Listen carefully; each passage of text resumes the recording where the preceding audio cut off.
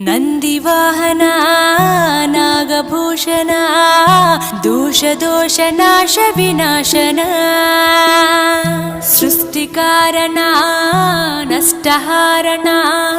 తమోరజో సత్వగుణ విమోచన